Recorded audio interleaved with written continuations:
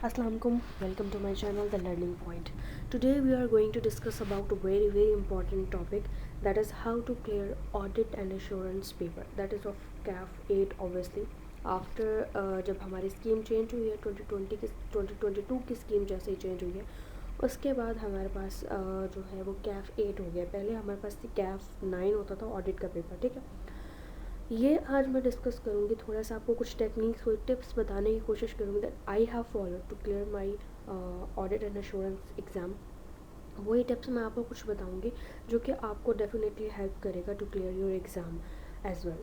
देखिए, कुछ लोग होंगे जिनको ये वीडियो भी मिल जाएगी, बट जब भी उनको ये वीडियो मिले तो उनके लिए बहुत ज़्यादा मोटिवेशनल वीडियो होगी। बेसिकली उनको टिप्स पता चलेगी, वही टिप्स सेम कुछ ऐसे टिप्स जो कि वो ऑल्टर करके या सिमिलर टिप्स जो हैं वो फर्दर डिफरेंट पेपर्स में भी अप्लाई कर सकते हैं टू इंश्योर 100% रिजल्ट। ठीक है जी।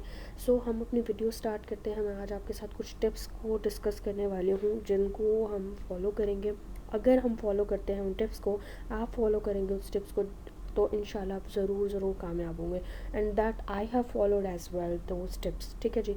तो हम अपनी वीडियो स्टार्ट करते हैं। ओके जी।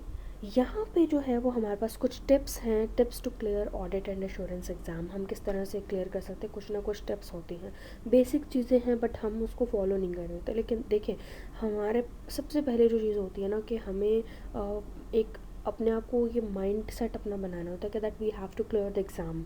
ठीक है। हम ये सोचते हैं कि चले, बहुत ज़्यादा लोगों का होता है कि फ़र्स्ट अटैम्प्ट में ले लिया, पेपर उठाया एंड देन दे सेड कुछ महीने पढ़ा, जब उनकी प्रिपरेशन नहीं हो रही तो they just drop that paper. 3 से 4 पेपर उठा लिए हैं कॉन्फिडेंटली कि हम करेंगे। जैसे ही कुछ टाइम गुजरता है they realize that they are not gonna do that 4 or 3 papers, they just drop one, and in the last, by the end of the time period or near the exam, you are just left with 2 or 3 papers। ठीक है। अब देखिए, हम कितने भी paper उठाएं, सबसे पहले तो हमें अपनी कैपेसिटी को देखना पड़ता है। अपनी कैपेसिटी को देखते हुए हमें पिक करने हैं, अपने एग्ज़ाम पेपर्स पिक करने हैं। ठीक है। अच्छा, अब वो पेपर तो हम लोगों ने अपनी कैपेसिटी को देखते हुए पिक कर लिए। अब उनको पिक करने के बाद हमें किस तरह से अपने आप को स्टेबल करना है, हमें अपने आप को किस तरह से प्लान करना है ताकि हम उस चीज़ को बेहतर तरीके से एग्जीक्यूट कर पाएँ। तो उसके लिए कुछ चीज़ें, सबसे पहले जो पहला पॉइंट है वो है make a plan in starting में। व्हेन यू जस्ट स्टार्ट, ये सेशन स्टार्ट हुआ है आपका, जैसे ही आपने एग्ज़ाम अपना दे दिया है, now you are waiting for result, don't do that. बहुत से लोग ऐसे करते, पेपर दे दिया and they just start waiting for the results के रिजल्ट्स क्या आएंगे, then we start when gonna start study. लेकिन ऐसा हमें बिल्कुल नहीं करना। हमें जैसे ही हमने एग्ज़ाम दे दिया, okay, take rest for 1 week, that is enough for you, then make a plan. ठीक है। कुछ छोटी छोटी चीज़ें साथ साथ करते रहें, but make a valid and very authentic plan. आपको एक प्लान बनाना है अपनी थॉट के हिसाब से। ठीक है। अपने प्लान आपने बना लिया। अब प्लान बनाया, ऐसा प्लान बनाना है कि बहुत हार्ड ना हो, आपको बहुत हार्ड ना लगे। ऐसा ना हो प्लान कि आप उसको कर ही ना पाए। आपने छोटे छोटे गोल्स रखने हैं उस प्लान में। अपने छोटे छोटे गोल, एक आपने 6 मंथ का प्लान बना लिया, अब उसको डिवाइड कर देंगे। ठीक है। डिफरेंट कैटेगरीज में या डिफरेंट टाइम पीरियड के अकॉर्डिंग जो है वो उसको आप डिवाइड कर दें, डिस्ट्रीब्यूट कर दें, उसकी क्लासेस बना दें। अब क्या करें, उन छोटे छोटे गोल्स को अचीव करना स्टार्ट कर दें। ठीक है। अब उसको अचीव करने के लिए क्या करेंगे, जैसे ही आपने प्लान बनाया, अब उन गोल्स को भी तो अचीव करना है ना, उसके लिए हम स्ट्रेटजीज़ बनाएंगे। सेकंड स्टेप में क्या करेंगे, make strategies to execute that plan. क्योंकि अब हमने प्लान सिर्फ नहीं बनाना, we need to execute that as well. ठीक है जी। अब आपको वो प्लान एग्जीक्यूट भी करना है। अब उस एग्जीक्यूशन के लिए हमें स्ट्रेटजीज़ चाहिए कि हम किस किस तरीके से हम काम कर सकते हैं। सम हाउ आपके डिफरेंट जो है वो पीरियड चल रहे होंगे। नाउ अभी जो पीरियड चल रहा है, जो सितंबर अटैम्प्ट होगी हमारी 2023, अब उसमें क्या होगा, आपके पास रमज़ान भी आ रहे हैं, आपके पास छोटी ईद भी आ रही है, बड़ी ईद भी आ रही है, तो ईद उल फितर, ईद उल अज़हा आ रही है, फिर मज़ीद जो है वो 14 अगस्त आ रहा है। तो इस तरह के फंक्शंस आ जाते हैं। तो दिस इज़ बिट के आप लोग जो है ना वो उसमें अपना प्लान जब कर रहे होगे ना, तो इन डेज़ को भी आपने ध्यान में रखना है। ठीक है। जो मोस्टली बॉयज़ होते हैं ना, वो जब हमारी बड़ी ईद आती है तो उस पर 10 डेज़ पहले ही वो ये स्टार्ट कर देते हैं कि हम जो है ना वो मंडी जाना है एंड दैट अब अपार्ट फ्रॉम दिस, ठीक है, ये एक रियलिटी है। तो डोंट वेस्ट योर टाइम, सही है, अपने आप को, अपने टाइम को बहुत ही स्मार्टली यूज़ करें, ठीक है, बिकॉज हमें और दूसरे लोगों में डिफरेंस नज़र आना चाहिए, ये हमें चीज़ ज़रूर इंश्योर करनी है। ओके, अच्छा जी, हमने स्ट्रेटजीज़ बना ली कि हम किस तरह से अपने आप को स्मार्टली किस तरह से वर्क कर सकते हैं, और हम किस तरह से अपने प्लान को एग्जीक्यूट कर सकते हैं। अब जो गोल्स हमने सेट किए थे छोटे छोटे, जैसे हम उसको अचीव करेंगे ना, आप उसको रियलाइज़ करो, आप उसको एनालाइज़ करो बेसिकली, आप उसको मंथली के आप उसको या वीकली आप बेसिकली एनालाइज़ करो, बिकॉज हमारे पास इतना ज़्यादा टाइम नहीं होता कि हम लोग उसको मंथली या फिर एनुअली पे जाएँ, because we have a very short period of time that is of 6 months approx, that not true, 6 months में नहीं होते हमारे पास ऑलमोस्ट 5 months होते हैं टू प्रिपेयर फॉर एग्जामिनेशन। तो आप उसको वीकली देखो कि आपने जो गोल सेट किया है, क्या आपने उसको अचीव किया भी है या नहीं। जब आप ये देखोगे कि मैंने जो गोल सेट किया था मैंने उसको अचीव कर लिया, यू गॉट मोटिवेटेड, ठीक है, आपको इतनी मोटिवेशन आएगी दैट आपने एक चीज़ सेट की थी and you have achieve that thing, आपने वो गोल अचीव कर लिया। सही है जी।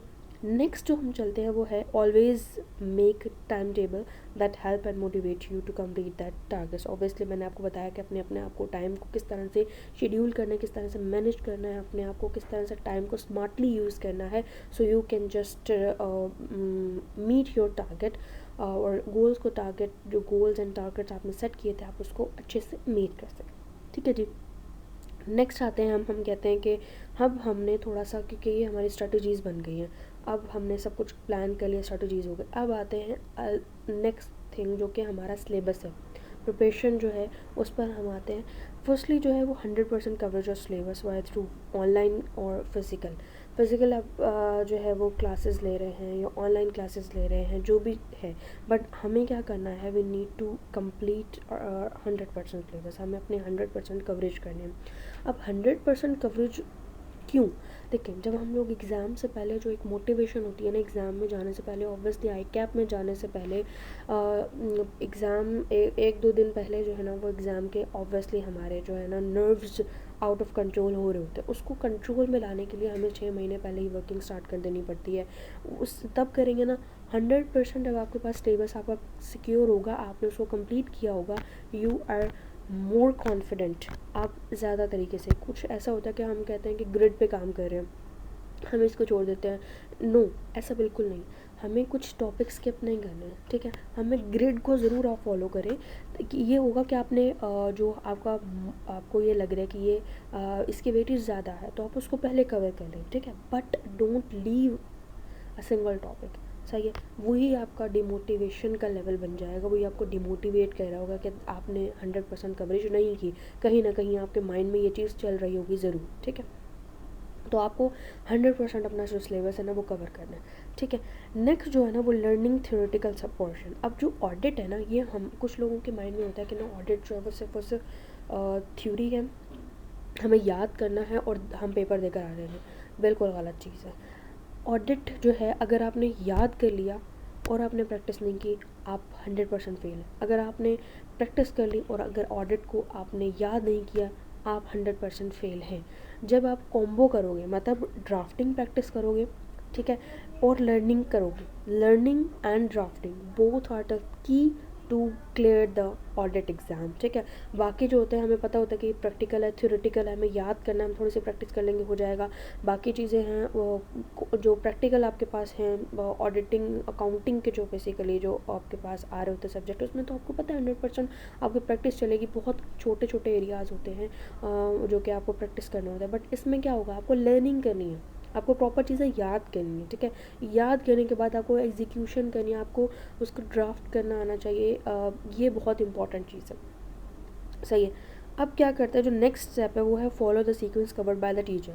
अब आप जब भी जिस भी टीचर से पढ़ रहे हो, हम क्या होता है, हम उससे क्लासेस तो हम ले रहे होते हैं, ठीक है, सम हाउ ऐसा होता है कि अगर हमने एक क्लास मिस की तो हमारे पास बहुत ही बर्डन आ जाता है कि अब हमारे पास इतनी रह गई है, इतनी जमा हो गई, क्लासेस जमा नहीं करनी, हमें साथ साथ क्लासेस को रिजॉल्व करते रहना है। सही है। क्लासेस इस तरह क्या होगा कि जब आपके पास प्रैक्टिस सेशंस लगेंगे, आपके पास वर्कशॉप्स होंगे, वो आप अटेंड नहीं कर पाओगे अगर आप सिर्फ और सिर्फ अपने लेक्चर्स पे रह जाओगे। तो ये प्लीज़ मिस्टेक मत कीजिएगा, अपने साथ साथ अपनी क्लासेस को लेकर चलना और साथ साथ उनको किल करते रहना, जो जो भी क्लासेस हो ना उसको साथ साथ किल करें। ठीक है। अब क्लासेस को किल कर लियो और वही सीक्वेंस फॉलो करें जो आपके टीचर्स फॉलो कर रहे हैं, सही है। उसी तरह से अपनी प्रिपरेशन करें, बाकी हर चीज़ को साइड पे कर दें, आप अपनी प्रिपरेशन उस सीक्वेंस से करना स्टार्ट करना है, ठीक है। हम करते हैं, हम अपने माइंड से भी सोच रहे होते हैं कि हम ग्रेड को भी फॉलो कर लें, ये कर लें, ठीक है, बट फर्स्टली जो आपने करना है ना काम, वो अपने टीचर की सीक्वेंस को फॉलो करना है। नेक्स्ट जो है वो do practice on weekend basis. Obviously आपने अब इसका मतलब ये नहीं है कि सिर्फ और सिर्फ आपने वीकेंड पे पढ़ना है, नो। इसका मतलब ये है कि जो आपने पूरे वीक में जो पढ़ा है, जो याद किया है, उसको असम्बल करना है और उसकी मज़ीद प्रैक्टिस करनी है, उसको फाइनलाइज करना है वीकेंड पे, जो हमारे पास सैटरडे संडे होता है, ठीक है। But alternatively actual some time ये होता है कि हमारे पास जो वीकेंड हमें मिलता है उसमें मोस्ट ज़्यादा क्लासेस हमारी लग जाती हैं, ठीक है। बट हमें फिर भी अपने आप को, अपने टाइम को सिक्योर करना है, उसको मज़ीद फ्रेम करना है अपने टाइम को, और हमें वीकेंड पे सब चीज़ें जो हमने पूरे वीक में पढ़ी हैं उसको सारे को असम्बल करना है और बहुत अच्छे से उसको कंप्लीट करना है, ताकि ये हमारी चीज़ कवर हो गई। अब हम सिर्फ इसको रिविजन के लिए, प्रैक्टिस के लिए रख देंगे, बट जो मेन जेस्ट इसका जो कॉन्सेप्ट था वो हम लोग ऑब्जर्व कर चुके हैं। देन नेक्स्ट आता है try to prepare for your exam from one resource only. This is very very important point. अब होता क्या है, मार्केट में बहुत ज़्यादा आपके पास डिफरेंट नोट्स पड़े हैं, डिफरेंट टीचर के नोट्स हैं, जो रिकमेंड करता है ना आप उसी की तरफ चले जाते हैं। आपके दोस्त ने कहीं से पढ़ा तो वो रिकमेंड करे कि आप इससे पढ़ो, आप वो नोट्स ले ले, तो आपके टीचर रिकमेंड करें आप वो नोट्स ले ले, तो आप आई कैप की बुक ले ले, तो you got a lot of stuff. अब आप क्या करते हो, you got confused when you have a lot of stuff. आप ऑब्वियसली कोई भी बंदा कंफ्यूज हो जाएगा कि मैं कहाँ से करूँ, ये टॉपिक कहाँ से करूँ, ये टॉपिक कहाँ से करूँ, ठीक है। ऐसा बिल्कुल नहीं करना, सही। आपको क्या करना है कि आपको एक ही रिसोर्स को फॉलो करना है। आप जो भी पढ़ो, आप स्टडी टेक्स्ट पढ़ रहे हो, आप अपने टीचर के रिकमेंडेड नोट्स पढ़ रहे हो, किसी भी टीचर के रिकमेंडेड नोट्स ले रहे हो, आपको उसी पे स्टक रहना है। बिकॉज ये इंपॉर्टेंट है, ये आपको पैनिक नहीं होने देगा। अगर आपके पास बहुत ज़्यादा स्टफ़ पड़ा होगा, सेम मटीरियल जो है आपके पास सब्जेक्ट का डिफरेंट मटीरियल पड़ा होगा, तो यू गॉट कन्फ्यूज कि कहाँ से कौन सा टॉपिक करूँ, ठीक है। पास पेपर प्रैक्टिस, लास्ट में आपको पास पेपर की प्रैक्टिस बहुत ज़्यादा करनी है। इससे हमें ये एनालाइज, हमें पता चलता है कि एक्चुअल में जो पास प्रैक्टिस है एग्जामिनर की, वो किस तरह से पूछता आ रहा है।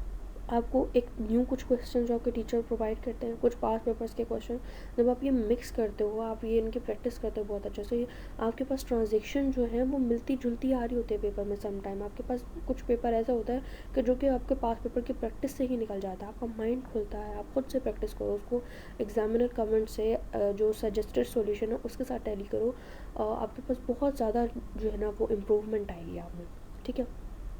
तो ये सारी टिप्स थी that I have followed during my exam, और आप भी फॉलो कर सकते हैं if you want to clear. आपको करनी होंगी अगर आप अपना जो एग्ज़ाम है वो फर्स्ट गो में क्लियर करना चाहते हैं, ठीक है जी। आई होप आपको ये वीडियो अच्छी लगी होगी। अगर आपको ये वीडियो अच्छी लगी, आपके लिए थोड़ी सी भी हेल्पफुल है, तो आप बाकी के शेयर भी करें आगे, ताकि नेक्स्ट जो लोग हैं, जो दूसरे लोग हैं, उनको भी फ़ायदा पहुँचे इस चीज़ से, और आप लोगों को भी फ़ायदा पहुँचे, ठीक है। इंशाल्लाह नेक्स्ट वीडियो में आपसे ज़रूर मुलाकात होगी। आप जो आए हैं इस पे फर्स्ट टाइम हैं तो लाइक शेयर एंड सब्सक्राइब करें, और बेल आइकन को प्रेस करना बिल्कुल ना भूलिएगा, ताकि तमाम न्यू वीडियोस के इसी तरह की अच्छी अच्छी वीडियोस आपके लिए लेकर आएंगे और उसके नोटिफिकेशन आपको मिलते रहेंगे। थैंक यू, अल्लाह हाफ़िज़।